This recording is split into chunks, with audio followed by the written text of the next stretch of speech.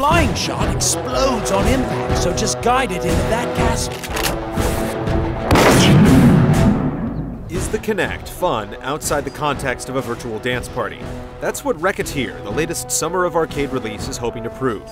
Launching heavy artillery into fortified structures to incur maximum destruction is certainly a winning formula, as a certain super popular bird-flinging mobile game can attest.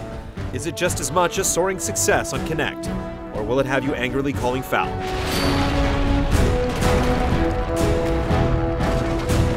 It seems that some unwanted goblins have decided to squat in fortified structures across the kingdom, and it's up to you, as a professional Wreckateer, to bounce the unwanted guests. This means demolishing their shelter with Kinect-powered siege engines. Taking a shot involves stepping forward, making a grabbing motion, taking a step back to cock your missile and determine its force, and then aiming and spreading your arms to release.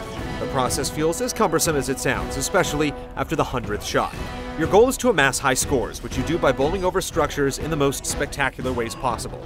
The game does its best to guide you toward this by displaying point boosts and power-ups in your trajectory. You can also fine-tune shots via gestures as they're in flight, which leads to exactly the sort of Kinect-style flailing that's easy to grow weary of. Fantastic shot! There's several types of artillery with their own unique abilities you can trigger mid-flight. Activating the split shot, for instance, ejects 4 smaller rounds, allowing you to hit several locations at once, while the speed shot fires off like a bullet and is less susceptible to gravitational drop-off.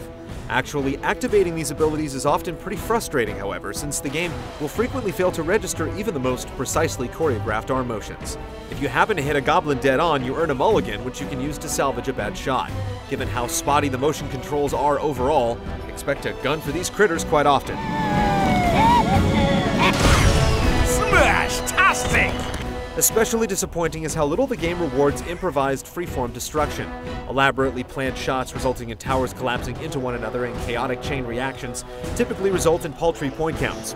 Indeed, once you're past the tutorial stages, the game quickly becomes all about finding the one correct approach to demolishing a given stage, as evidenced by the telegraphed point markers and power-ups littered throughout. You'll have a hard time even getting a bronze rank to progress to the next stage if you deviate from the obvious optimal path.